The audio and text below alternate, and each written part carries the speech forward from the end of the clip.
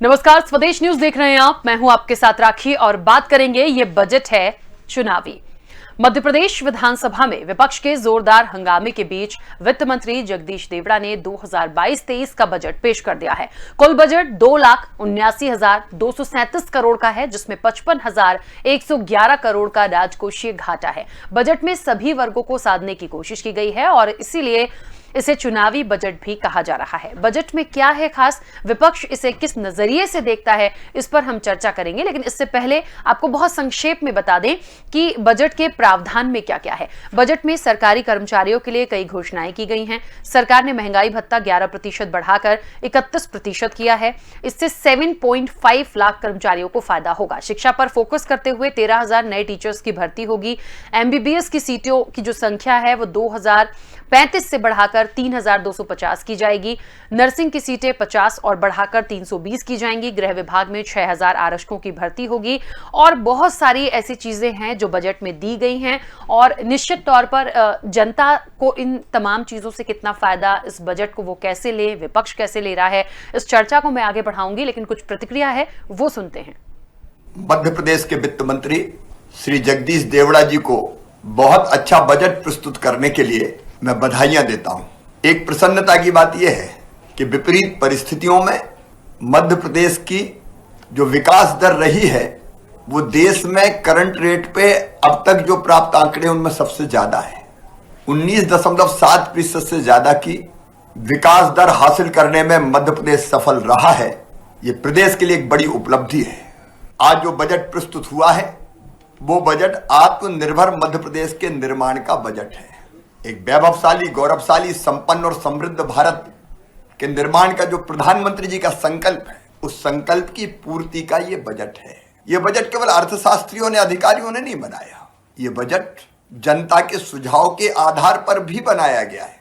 हमने अर्थशास्त्रियों से, समाज के हर एक वर्ग से अलग अलग सुझाव आमंत्रित किए थे और मुझे बताते हुए प्रसन्नता है कि वित्त मंत्री जी ने उनमें से अनेकों सुझाव को सम्मिलित किया है। ये सर्वस्पर्शी और सर्वव्यापी बजट है। मेरा रिएक्शन है कि ये झूठ और फरेब का बजट है। ये इन्होंने पिछले साल का हिसाब नहीं दिया। पिछले साल की बजट से तुलना कर लें, वही शब्द, वही आश्वासन, वही झूठ पिछले साल की बजट से कंपेयर कर लें। ये कह रहे हैं कि हमने क्षेत्रीय बजट किया, नया एक नवाचार किया। ये देखिए, पब्लिसिटी के लिए, शो के लिए ये सब करना से आज जब पूरे प्रदेश का हर वर्ग परेशान है। देखिए, बजट आया, इंतजार था किसको क्या मिला, कितना अच्छा है, क्या कमियां हैं, इस पर हम चर्चा तो करेंगे। लेकिन जो कुछ भी है, बहुत सारी चीजें हैं। टैक्स को लेकर बात की गई है, ना तो कुछ एक्स्ट्रा लगाया गया है, ना ही इसे बढ़ाने की फिलहाल कोई बात है। और दूसरी चीज ये भी है, सरकारी कर्मचारियों की बात थी कि उनके लिए भी महंगाई भत्ता 20% से बढ़ाकर 31% किया है। 7.5 लाख कर्मचारियों को DA का फायदा मिलेगा। इसके साथ ही टीचर्स की नियुक्ति होगी। शिक्षा को लेकर एक फोकस किया गया है। गृह विभाग में 6,000 आरक्षकों की भर्ती होगी। स्पोर्ट्स साइंस सेंटर की स्थापना की जाएगी। बहुत सारी चीजें हैं। देखिए, गौ माता की यदि मैं बात करूं तो गायों के लिए भी काफी कुछ करने की बात की गई है। तो कुल मिलाकर बहुत सारी चीजें हैं जो इस बजट में रखी गई हैं।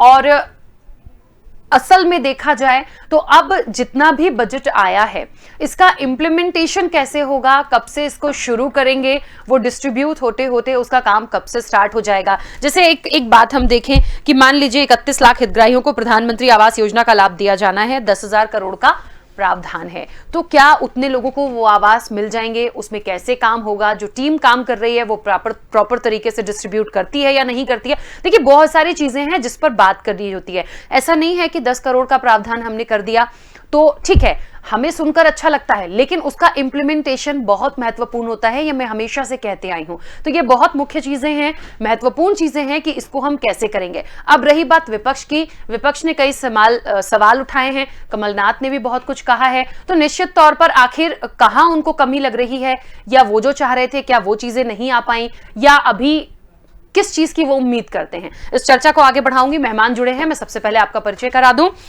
भारतीय जनता पार्टी के विधायक हैं शैलेंद्र जैन जी हमारे साथ जुड़े इस चर्चा में। शैलेंद्र जैन जी, बहुत स्वागत चर्चा में जुड़ने के लिए। और कांग्रेस विधायक अशोक मरस्कोले जी हमारे साथ जुड़े हैं। अशोक जी, आपका भी बहुत स्वागत है। चर्चा की शुरुआत सबसे पहले शैलेंद्र जी आपसे करना चाहती हूं। जितनी चीजें आज बजट में आई हैं, जितने करोड़ों का प्रावधान आया है, इसका इम्प्लीमेंटेशन कब से और कैसे शुरू कर दिया जाएगा, ताकि जितनी चीजों को इसमें शामिल किया गया है वो जल्द से जल्द धरातल पर पूरी होते हुए दिखें? निश्चित रूप से बजट बनाना एक बात है और बजट को मैदान में उतारना और उससे संबंधित जो योजनाएं हैं वो योजनाएं जो हैं सही व्यक्ति तक सही समय पे पहुंच जाएं, ये एक बहुत बड़ा चैलेंज है। तो वो सारा मैकेनिज्म है। एक पिछले लंबे समय से भारतीय जनता पार्टी सत्ता में है और ये बीच का 15 महीने का ग्रहण का कालखंड छोड़ दिया जाए तो भारतीय जनता पार्टी कमोवेश पिछले लंबे समय से सत्ता में है। और जिस तरह से योजनाएं पिछले 15 वर्षों में आपने देखा होगा, चाहे हाउसिंग फॉर ऑल का विषय हो, BLC योजना का विषय हो, मुख्यमंत्री तीर्थदर्शन यात्रा का विषय हो या लाडली लक्ष्मी का विषय हो, आप देखिए ना किस तरह से लोग लाभान्वित हुए हैं। और आज जो लाडली लक्ष्मी योजना है उसका विस्तार करने का काम किया है इस बजट में। अब जो बच्चियां हायर एजुकेशन के लिए जाएंगी उन बच्चियों को 20,000 रुपये की राशि जो है हायर एजुकेशन के लिए इन एडिशन टू व्हाट हम लोग अभी तक देते आए हैं। तो हमने हर व्यक्ति का ख्याल रखा है। इस बजट में विशेष बात यह है कि ये चाइल्ड बजट को भी हमने अलग से रेखांकित किया है। तो उससे आशा ये है कि चाइल्ड बजट को अलग से रेखांकित करने से उन बच्चों के लिए जो योजनाएं बनाई गई हैं, उनके लिए जो एलोकेशन किया गया है, उसको देखने में, समझने में और क्रियान्वयन करने में हमें आसानी हो जाएगी। लगभग 27,000 करोड़ रुपए से ऊपर का बजट जो है चाइल्ड बजट के रूप में इस बार रखा गया है। महिलाओं को विशेष रूप से स्वावलंबी बनाने के लिए इस बजट में जो 100 सहायता समूह के माध्यम से माननीय मुख्यमंत्री जी ने इसमें महिला सशक्तिकरण की दिशा में जो काम किया है, मैं समझता हूँ देश के किसी भी हिस्से में इतना बड़ा काम नहीं हुआ।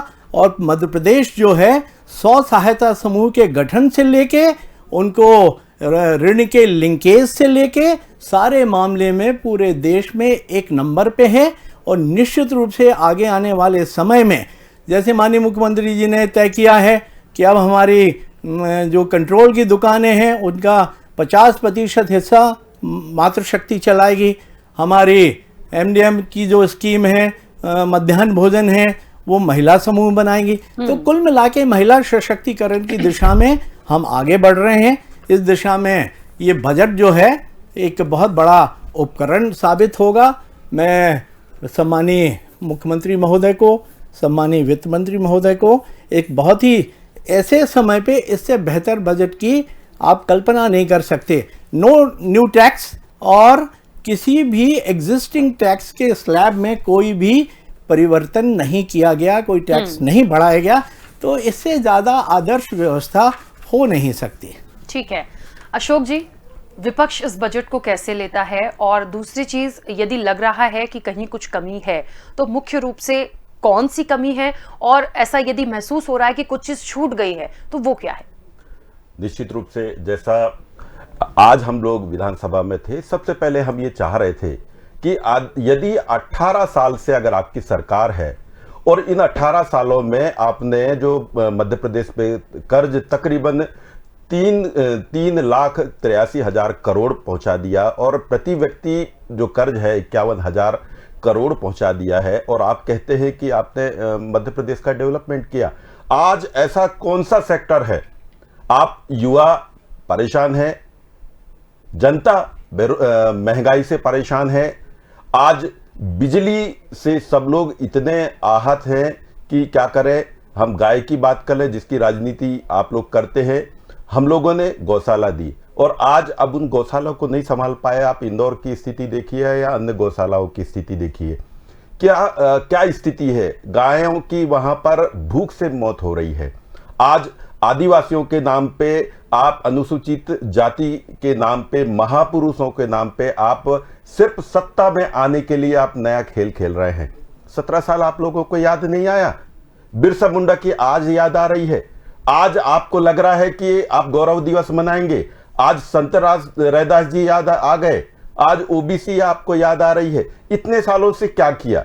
बेरोजगार, मैं आपको बता रहा हूं 85% जो एसटी एससी ओबीसी के लिए बेरोजगार लोगों के लिए आपने 150 करोड़ का प्रावधान किया है। क्या होगा ये? मैं सीधे तौर पे कह रहा हूं कि ये सिर्फ जो बजट है वो आंकड़ों का खेल है, फर्जी है। और सीधे हम ये कह सकते हैं कि आपने सिर्फ एक दिखावा इसमें किया है। एक सफल बजट की आप अगर बात तो कहते हैं, लेकिन पूरी तरह से ये फेल बजट है।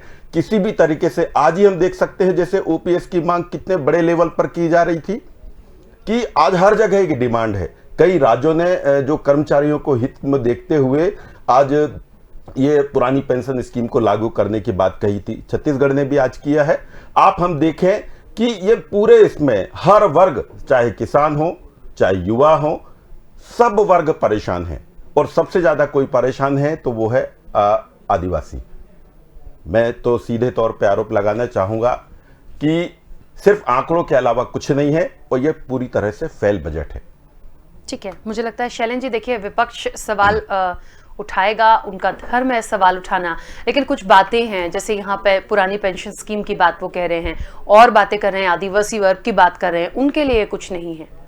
देखिए, ओल्ड पेंशन स्कीम में इनसे पूछिए जिन जिन प्रदेशों में इनकी सरकारें हैं उनमें इन्होंने ओल्ड पेंशन स्कीम लागू की है क्या है? आरोप लगाना सबसे आसान काम है। और आज जिस तरह का फूहड़ प्रदर्शन हमारे प्रजातंत्र के मंदिर में हुआ है, बजट के समय, बजट स्पीच के समय, मैं पिछले एक लंबे समय से विधायक हूँ, लेकिन मैंने ऐसा कभी भी नहीं देखा कि बजट स्पीच ना होने देना और पूरे के पूरे विधायक साथी विपक्ष के गर्भगृह में आके और उल्टे सीधे नारे लगा रहे थे। आपने अपने 15 माह के कालखंड में क्या किया? आज किसान भाई भी पूछना चाहेंगे। आपने 80,000 करोड़ रुपए का लोन माफ करने की घोषणा कर दी। बजट में प्रावधान क्या रखा? 4,000 करोड़, 5,000 करोड़।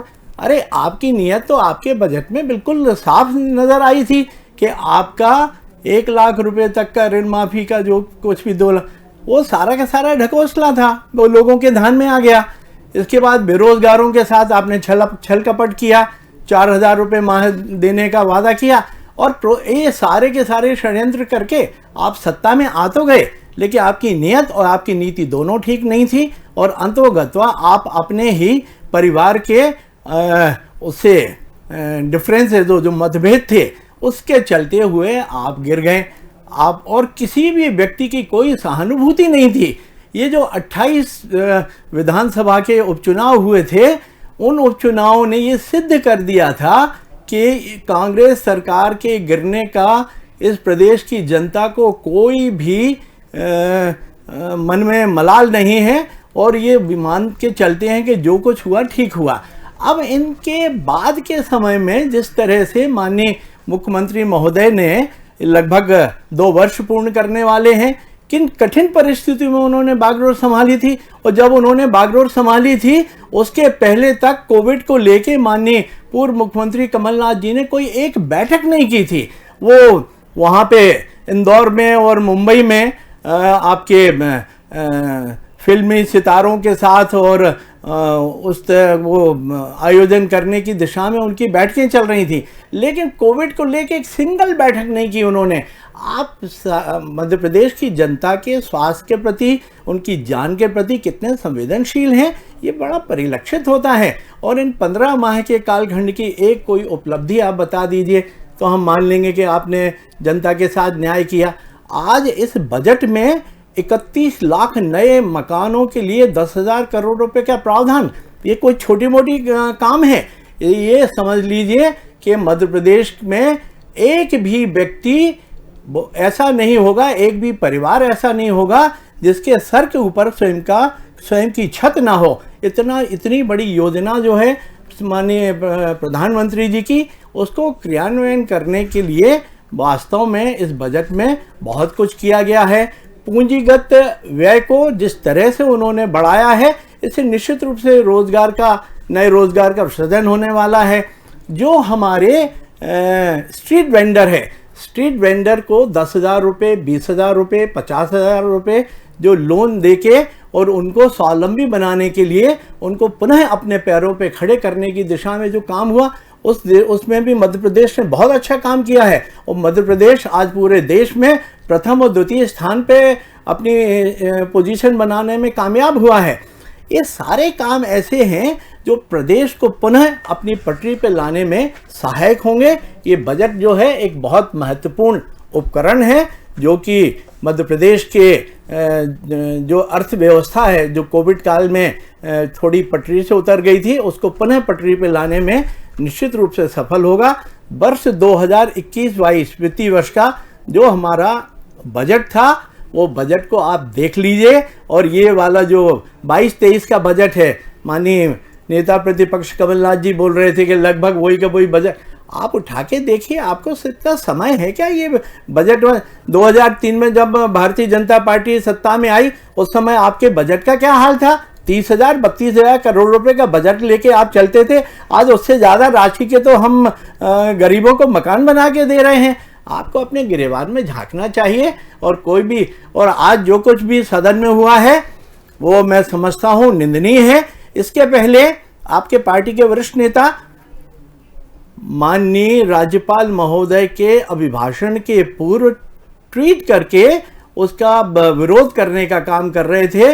और ये भी आप नहीं बता पाए कि आपके पास महामहिम राज्यपाल महोदय का अभिभाषण आया कहां से है। आप सोर्स बताइए। और आज के बजट में बगैर उसको पढ़े हुए आपने उसका विरोध करना शुरू कर दिया। आप सिर्फ विरोध की राजनीति कर रहे हैं। आपकी ये विरोध की राजनीति कभी मध्य प्रदेश में सफल नहीं होने पाएगी। और आज जितने लोग आप यहाँ जीत के आए हैं, अगली बार जो चुनाव होंगे उसमें आधे भी नहीं इस हाउस में दिखाई देने वाले। देखिए, एक बात बहुत महत्वपूर्ण है, जब बजट आता है तो जनता बहुत आस लगाए बैठती कि उन्हें क्या मिला। महत्वपूर्ण रूप से यदि हम देखें तो टैक्स में ये अच्छी बात है कि कोई भी चीज को ना बढ़ाने की कोई संभावना है, ना कोई नया टैक्स आपने लगाया। अब जो दूसरे प्रोजेक्ट्स हैं, जैसा कि मैंने पहले भी कहा, आप गौ माता के लिए कर रहे हैं, आप बच्चों के लिए कर रहे हैं, आप गृह विभाग में नियुक्तियां करेंगे, आप टीचर्स की नियुक्तियां करेंगे, तो कहीं ना कहीं उनको एक जॉब मिलेगी। लेकिन वो इंप्लीमेंट समय से हो जाए, वो प्रॉपर हो जाए। यदि आपने कहा कि हम 6,000 आरक्षकों की भर्ती करेंगे तो वो हो जाएं। क्योंकि ये बात मैं इसलिए भी उठा रही हूं क्योंकि हम कई बार टीचर्स की नियुक्ति सुनते हैं, और जब हम दूसरे जिलों में जाते हैं या छोटे छोटे स्कूलों की हम बात करते हैं, वहां पता चलता है कि एक टीचर के भरोसे पूरा स्कूल ही चल रहा होता है। तो हम शिक्षा को यदि बढ़ावा देना चाहते हैं, यदि हम टीचर्स की नियुक्तियां करने की बात कर रहे हैं, तो इंप्लीमेंट प्रॉपर करें। मैं तो कह रही हूं जितने पॉइंट्स आज इस बजट में, इसका हम समय से इंप्लीमेंट कर देंगे तो भी हमारे मध्य प्रदेश की जो स्थिति होगी वो अच्छी होगी। अशोक जी, अपनी बात रखिएगा। पिछली बजट में आपने क्या किया, पिछले बजट का आपने क्या इंप्लीमेंटेशन किया? आज जो विषय उठे थे वही विषय उठे थे कि आपने अगर बेरोजगारी के लिए किया है, पिछले जो शिक्षक हैं उनकी जो भर्ती की निकली है उनके लिए आज तक उनको नहीं निकाल पाए हैं, उनकी भर्ती प्रक्रिया आज नहीं की। आप आज लाखों पद खाली हैं, 13,000 की आप बात कह रहे हैं, कब करेंगे? सवाल तो यही है कि पिछले बजट में जो प्रावधान आप लोगों ने किए थे उन पर आपने किया क्या है? विषय तो वही है, बात उसी की कह रहे हैं हम लोग, और फिर वापस आप वही बजट लाए, इसीलिए तो हम कह रहे हैं। मैं आपको फिर से कहना चाहूंगा कि जिस सेकेंड फेज की या फर्स्ट फेज की बात कह रहा हूं कि जब कोरोना आया था तो आप कोरोना को डरोना कह के हंस रहे थे, और आप तो सरकार की खरीदी फरोख्त में लगे हुए थे। इस वजह से कोरोना की यही स्थिति हमारे देश में आई थी। मैं आपसे सीधे तौर पे कह रहा हूं कि देखिए, आज जिस प्रकार से आप बजट की बात कह रहे हैं, आप शिक्षा, आपने 4 ऐसे प्रावधान लाए थे जिसमें आपने आत्मनिर्भर भारत की बात कही थी। आत्मनिर्भर भारत तो आपने आत्मनिर्भर मध्य प्रदेश कर दिया था। भौतिक अधोसंरचना की आपने बात की ही, उसमें आपने ये रोजगार की बात कही, शिक्षा स्वास्थ्य की बात कही, सुशासन की बात कही। आज हम पीएम आवास की आप बात कह रहे थे। देखिए, आज ये स्थिति है, महंगाई इस कदर हावी है कि जितने गांवों में मकान बने हैं या तो वो कर्ज में है या उनके मकान अधूरे हैं। महंगाई का ये आलम है। आप सुशासन की बात कहते हैं, सुशासन शासन है कहां? सब कुछ तो प्रशासन ने अपने हाथ में ले रखा है, जो सुनता नहीं है। गांव के लोग परेशान है, राजस्व के प्रकरणों को लेके, बिजली विभाग के प्रकरणों को लेके, पंचायतों के प्रकरणों को लेके लोग भटक रहे हैं। किसी भी स्तर पर उनकी कोई सुनवाई नहीं हो रही है। आज माइनिंग की बात करें, आपने रेत अधिनियम की मैं बात कहना चाह रहा हूं, सुशासन के सबसे बड़ा एक उदाहरण है। आपने प्रधानमंत्री आवास के लिए रेत नियम में रेत नियम में 4 में आपने सीधे तौर पे कहा था कि पीएम आवास के लिए और स्वच्छ भारत अभियान के तहत शौचालय के लिए या पीएमजीएसवाई के लिए आप जो है रेत की रॉयल्टी दर पे उनको रेत उपलब्ध कराएंगे। एक बात ये हो गई। मुख्यमंत्री मंडला गए, उन्होंने सीधे तौर पे एक बात कहा कि जो आवास के लिए हम रेत उपलब्ध कराएंगे। क्या मुख्यमंत्री की बात मानी गई? क्या उस प्रशासन ने, क्या पूरे मध्य प्रदेश में वो जो मध्य प्रदेश में वो रेत नियम का पालन किया? देखिए, ठेकेदारों के चंगुल में फंसी हुई सरकार है या मिली हुई सरकार है। लोगों को जितने में 1.5 लाख की बात कर रहे हैं, उसमें से तो कितना बढ़ जाता है। उसके बाद में रेत इतनी महंगी है कि एक ट्रैक्टर 5-5, 7-7 हजार में मिल रहा है। आपने, आपके प्रशासन से आपने क्यों नहीं की? 8-10 प्रश्न विधानसभा में लगे हैं। इतने प्रश्न लगने के बाद में भी आपने एक भी जिला अधिकारी के ऊपर आपने एक्शन क्यों नहीं लिया?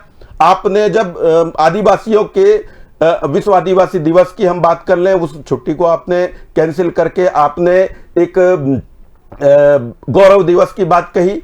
अरे हमारे महापुरुषों हमारे लिए गौरव शुरू से रहे हैं। आप आज गौरव दिवस मना रहे हैं। गौरव दिवस में आपने जिन प्रावधानों के लिए बात कही थी कि चाहे उनकी जो सामुदायिक दावे के पट्टे हम 18 सितंबर से 15 नवंबर के किए थे, आप 22 तारीख को मंडला में आके 4 सर्टिफिकेट बांटे हैं। उसके अलावा ना तो पहले बटे हैं ना आज बटे हैं। आज नारे लग रहे थे सस्ती दारू महंगा तेल। ये है, ये वास्तव में है कि ये स्थिति है पूरे मध्य प्रदेश में। आप ये कह रहे हैं आपकी बात कहीं भी किसी लेवल पर सुनी जा रही है?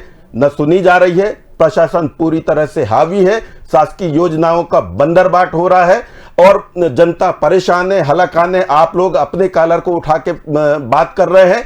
यही बात है, पिछले बजट की जो बातें हैं, पिछले बजट के जो प्रावधान है, उस पर आप फैल रहे, एक भी ठीक काम को ठीक से नहीं कर पाए। यही हिसाब तो हम पूछ रहे थे। और क्या कह रहे हैं? आज हमको क्यों वहां पर सदन में, आप तो सदन में चर्चा नहीं करते, बात नहीं करते, क्वेश्चन से उठाते हैं तो क्वेश्चंस का आप आंसर नहीं देते। हमारे पास क्या बचा है? हम जो जनता की आवाज है, जनता की मांग है, जनता की बात है, जनता परेशान है, उन्हीं बातों को हम सदन में कह रहे थे। ठीक है, देखिए मुझे ऐसा लगता है शैलेंद्र जी कि कहीं ना कहीं विपक्ष को ये लगता है कि ना तो पिछले बजट की चीजों को पूरा किया, ये नया बजट आप लेकर आए हैं, ये कैसे कर पाएंगे। और दूसरी सबसे बड़ी जो पीड़ा मुझे समझ में आ रही है कि जब भी इनके कोई सवाल होते हैं या ये जो करना चाहते हैं, ये जो बताना चाहते हैं, वो कभी सत्ता पक्ष नहीं सुनता या जवाब नहीं देता। देखिए, बजट सत्र होता काहे के लिए है? आज बजट टेबल हुआ, आज बजट भाषण हुआ। उस बजट भाषण को सुनने के पश्चात, उस बजट भाषण के पश्चात कम से कम 4 से 6 दिन उस बजट पे चर्चा होती है और जो हमारी अलग अलग मांगे हैं, आपके कटौती प्रस्ताव आते हैं, उन पे चर्चा होती है। उन चर्चा के माध्यम से आपको ये सारे विषय उठाने चाहिए, ना कि आपको गर्भगृह में जाके जो संसदीय परंपराएं आपकी मध्य प्रदेश के विधानसभा का एक गौरवशाली इतिहास है, गौरवशाली परंपराएं रही हैं। आज सम्मानीय लोकसभा के सम्मानीय अध्यक्ष महोदय यहाँ आए थे।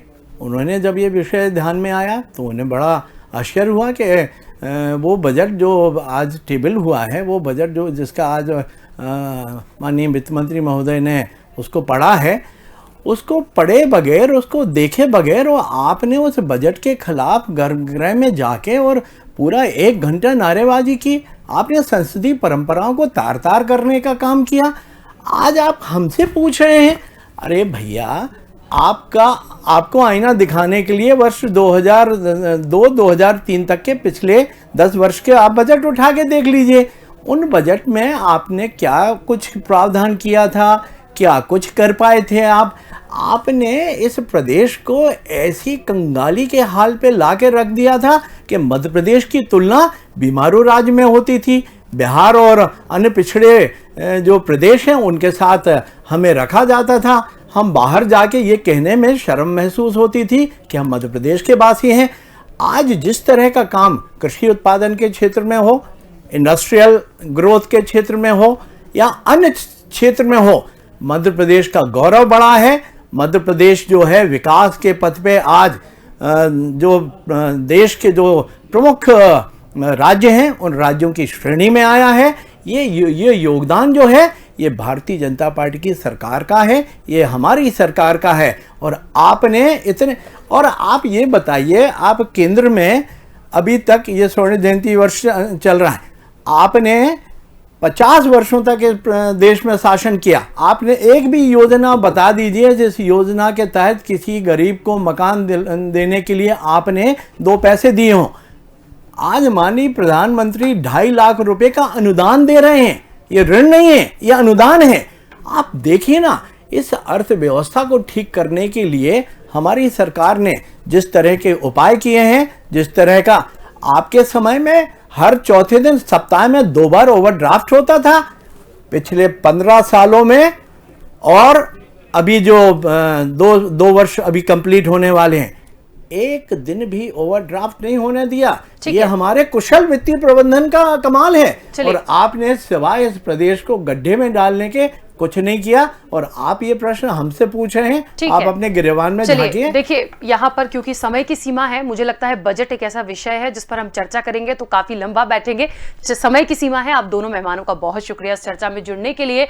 देखिए, मैं फिर वहीं आऊंगी कि बजट आ गया जिसका इंतजार था। अब आप इसको चुनावी बजट बोलिए, कोई भी बजट बोलिए, लेकिन जितनी चीजें कही गई हैं वो पूरी होते दिख जाएं, तब हम मानेंगे कि सब कुछ सफल है। और वो करना कैसे है, ये सत्ता पक्ष को देखना है। फिलहाल चर्चा में इतना ही। दीजिए इजाजत। नमस्कार।